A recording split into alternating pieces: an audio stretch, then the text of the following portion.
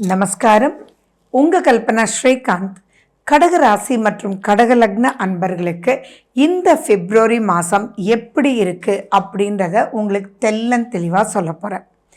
இதை ஸ்கிப் பண்ணாமல் கடைசி வரைக்கும் பாருங்கள். ஏன்னா பிப்ரவரி மாதத்தில் நிறைய கிரகங்கள் கடகராசிக்கு கொஞ்சம் கேர்ஃபுல்லாக இருக்கிற மாதிரி இருக்குது. அப்போது அது கேர்ஃபுல்லாக இருக்கணும்னா எப்படி இருக்க முடியும்? அதுக்குன்னு சில வழிமுறைகள் இருக்கு இல்லையா? அது எளிய முறையில் சில பரிகாரத்தின் மூலம் உங்களுக்கு நான் சொல்ல போகிறேன்.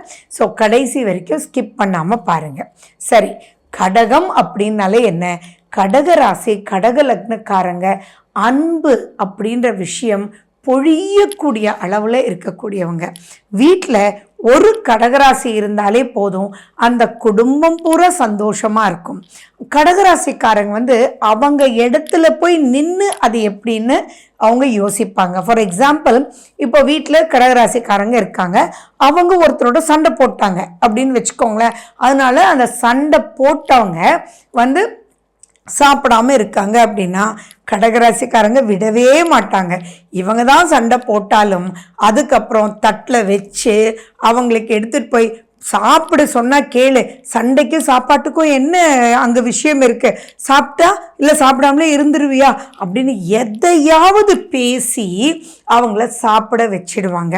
அவங்களுக்கு அந்த அன்பு அப்படின்றது ப்ளஸ்ஸும் அதுதான், மாட்டக்கூடியதும் அதனால தான். அவங்க வெளிப்படையாக மனசார ஒரு விஷயத்தை செஞ்சு அது பலருக்கு அது சிக்கலாகவும் போய் மாட்டிக்கிறாங்க. சிலர் அதில் சிக்கல் இல்லாமலும் ஜெயிச்சு வராங்க. ஸோ இப்போ மாட்டிக்கக்கூடாது அப்படின்னு தான் மிக முக்கியமான ஒரு பாயிண்ட். சரி, இதில் பெரிய ப்ளஸ் பாயிண்ட் என்ன தெரியுமா? குரு பகவான் லாபஸ்தானத்தில் உங்களுக்கு இருக்கிறது பெரிய பெரிய பெரிய பெரிய ப்ளஸ். அன்பு, ஆதரவு, எது எடுத்தாலுமே நான் இருக்கேன்னு சொல்லக்கூடிய கடகராசிக்காரங்க பொதுவாக பார்த்தீங்கன்னா, இப்போ யாருக்கும் குழந்தைக்கு உடம்பு சரியில்லைன்னு வச்சுக்கோங்களேன். நீங்கள் கடகராசியாக இருந்தால் நீங்கள் என்ன பண்ணுவீங்க? அவங்களே ஃபோன் பண்ணாங்க உடம்பு சரியில்லைம்மா அப்படின்னு. நீங்கள் அதோடு விட்டுற மாட்டீங்க. நீங்கள் அவங்களுக்கு ஒரு டாக்டர் டீட்டெயில் கொடுத்து அந்த டாக்டர்கிட்ட போயிட்டு வர சொல்வீங்க. அதோடு நிற்க மாட்டீங்க. நீங்கள் மறுநாளும் ஃபோன் பண்ணி இப்போ எப்படி இருக்கு குழந்தைக்கு, பரவாயில்லையா, இன்னும் வேணா இது பண்ணி பாரு, நீ வேணா குழந்தைய பார்த்துக்கோ, நான் வேணா சமைச்சு கொண்டு வரட்டுமா அப்படின்னும் அவங்களுடைய கஷ்ட நஷ்டத்தை நீங்கள் பங்கு எடுத்துக்கிட்டு மனதாரன்றதான் வார்த்தை. மனதார கடகராசி அன்பர்கள் அவங்களுக்கு உதவி பண்ணுவீங்க. ஸோ இந்த மாதிரி உதவிகள் எல்லாம் அருமையாக பண்ணலாம், தப்பில்லை. ஆனால் நிறைய கடகராசி எங்கே சிக்கிருக்கு தெரியுமா? ஒருத்தங்க பணம் கேட்குறாங்க அப்படின்னா இவங்க கிட்ட இருக்கோ இல்லையோ வெளியில் கூட வாங்கி கொடுத்து பெரிய பிரச்சனைக்குள்ளே மாட்டிகிட்டு இருக்கீங்க. கடைசியில் என்ன ஆகுது?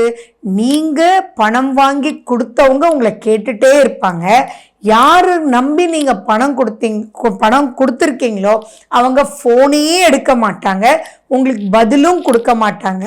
ரொம்ப ரொம்ப வெறுப்பாக இருக்கும். அதை மீறி ஏதோ வழியில் நீங்கள் போய் அவங்கள பிடிச்சிட்டிங்க அப்படின்னா கூட அங்கே பணம் கொடுக்க வேண்டியவங்க ரொம்ப இன்னும் கவலையினுடைய சூழ்நிலையில் உங்களோட பேசினாங்கன்னா அது உண்மையா பொய்யான்னு தெரிஞ்சுக்காம, சரி ஓகே நான் இந்த மாதம் கட்டிடுறேன், அடுத்த மாதம் நீ கட்டிடுறியா அப்படின்னு கேட்டு மாட்டிக்குவீங்க. தயவு செஞ்சு வேண்டாம். என்ன சொல்லுது தர்மம்? தானமாக இருந்தாலும் நீ யோசிச்சு கொடுன்றது தான் சொல்லுது. ஸோ யாருக்கு செய்யணும், யாருக்கு செய்யக்கூடாது, எந்த இடத்துல பாவப்படணும், எந்த இடத்துல பாவப்படக்கூடாது அப்படின்றதெல்லாம் உங்களுக்கு தெரியாம தான் மாட்டிக்குவீங்க. அது மாட்டிக்கிறதுல நிறைய விஷயங்கள் இந்த மாதம் ரொம்ப ரொம்ப ரொம்ப ரொம்ப எச்சரிக்கையாக நீங்கள் இருக்கணும் அப்படின்றது நீங்கள் ஞாபகம் வச்சுக்கோங்க. ஏன் அப்படின்னா 12ஆம் வீட்டில் செவ்வாய் போய் உட்கார்ந்துட்டுருக்கு. உங்களுடைய 2ஆம் அதிபதின்னு சொல்லக்கூடிய சூரியன் செகண்ட் ஹாஃபில் சனி பகவானோட வேற உட்கார போகிறார். அப்படி இருக்கும்போது கேட்டவனும் உங்ககிட்ட பிரச்சனை பண்ணுவான், உங்களுக்கு கொடுக்க வேண்டியவனும் கொடுக்க மாட்டேன்னு பிரச்சனை பண்ணுவாங்க. நீங்கள் அதுக்காக வேற யார்கிட்டையாவது கடன் வாங்கி கொடுத்தவனும் என்னப்பா நீ இவ்வளோ தூரம் சொல்லி வாங்கிட்டு போனேன், ஏன் இன்னும் நீ கொடுக்காம இருக்க அப்படின்னு சொல்லிட்டு எல்லா ரூபத்துலேயும் டைட் பண்ணக்கூடிய ஒரு பொசிஷனில் தான் இருக்கீங்க. ஸோ தயவு செஞ்சு யாருக்காவது நீங்கள் கடன் வாங்கி கொடுத்துருந்தீங்கன்னா நீங்கள் அவங்கள லிங்க் பண்ணிவிட்டு நீங்கள் ஒதுங்கிக்கிறது ரொம்ப ரொம்ப முக்கியமான விஷயம். ஏன்னா செவ்வாய் உங்களுடைய 7ஆம் வீட்டை பார்க்குது. இதனால இந்த பிரச்சனை இதோட மட்டும் நிற்காது. என்ன ஆகும்னா, நீங்கள் ஏன் இப்படி தெரியாமல் வாங்கி கொடுத்தீங்க அப்படின்ட்டு ஹஸ்பண்ட் அண்ட் ஒய்ஃப்குள்ளேயே நிறைய பிரச்சனைகள், வாக்குவாதங்கள் வர்றதுக்கு வாய்ப்பு இருக்குது. அதே மாதிரி அறியாத பயம் உங்களுக்குள்ளே என்னடா நடக்குமோ, நீங்கள் உங்களுக்காக வாங்கலை ஆனால் அவங்களுக்காக வாங்கி இவ்வளோ பெரிய பிரச்சனைக்குள்ளே மாட்டிக்கிட்டீங்களே அப்படின்றது புரியாத மண்டவலி இருக்கக்கூடிய வாய்ப்புகள் இருக்குது. இதில் குரு ஃபேவர் குரு ஃபேவர் குரு ஃபேவர்னு நான் சொல்லிட்டு இருக்கேன்.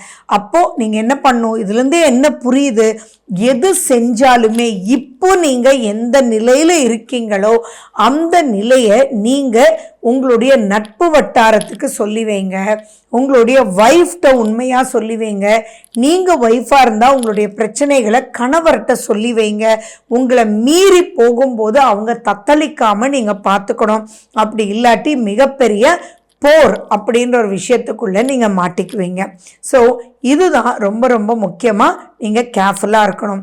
அதே மாதிரி திருமணம் அப்படின்னு வரும்போதும் உங்களுக்கு இந்த மாதம் கொஞ்சம் தள்ளி போடுங்க. அதாவது பார்த்துட்டே இருங்க. ஆனால் முடிவுகள் நம்ம மாதத்துக்கு அப்புறம், அதாவது மார்ச்சுக்கு அப்புறம் நீங்கள் சொல்கிறேன் அப்படின்றத சொல்லுங்கள். இல்லை அப்படின்னா அங்கே தப்பான ரைட்டானவங்களையும் நீங்கள் மிஸ் பண்ணக்கூடிய ஒரு ப்ராப்ளம் அங்கே இருக்குது. ஸோ எதுவாக இருந்தாலும் நீங்கள் யூஸ் பண்ண வேண்டியது குரு.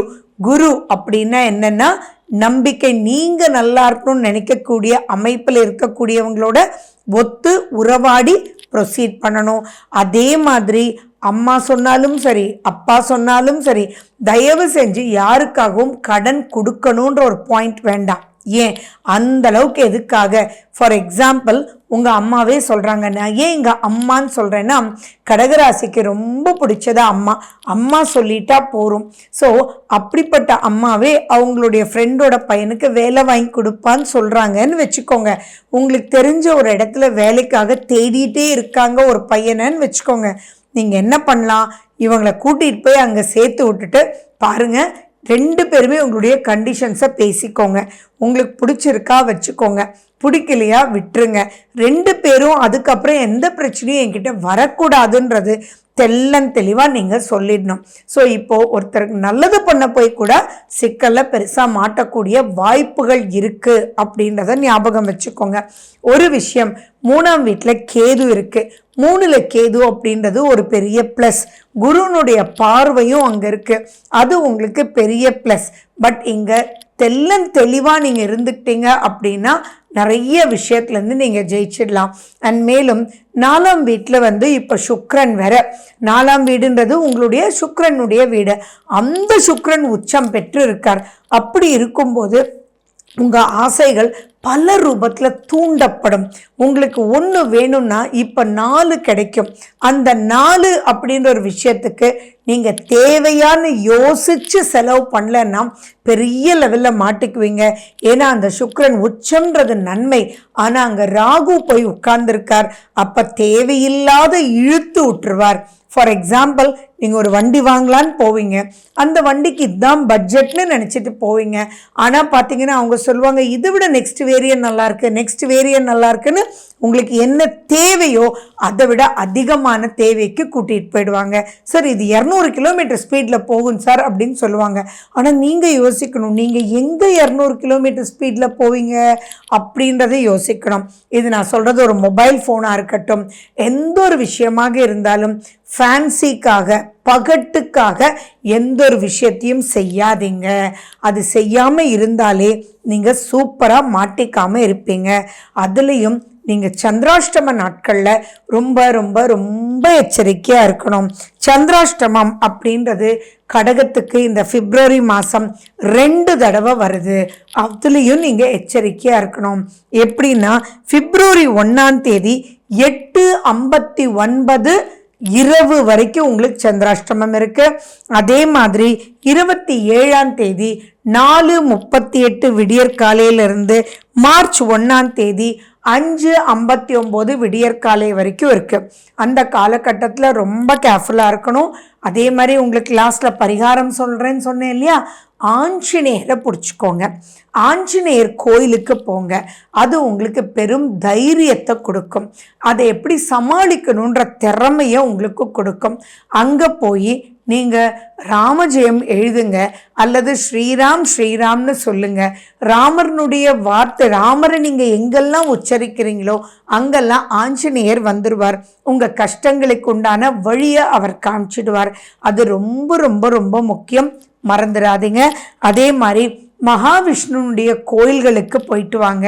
வீட்டுக்கு பக்கத்தில் பெருமாள் கோயில் இருந்தால் கண்டிப்பாக அங்கே போய் நீங்கள் துளசி தீர்த்தம் சாப்பிடுங்க. அங்கே இருக்கக்கூடிய பச்சை கற்பூரத்தினுடைய ஸ்மெல் உங்களுக்கு நல்ல ஒரு வைப்ஸை கொடுக்கும். அந்த பாசிட்டிவ் வைப்ஸோட இந்த மாதத்தில் எல்லா விஷயத்தையும் சமாளித்து எதுலேயும் மாட்டிக்காமல் இருக்கணும்னு தான் நான் விரும்புகிறேன். அதுக்காக தான் உங்கள் டீட்டெயில் சொல்கிறேன். ஓகே, வாழ்க வளமுடன். நன்றி, வணக்கம்.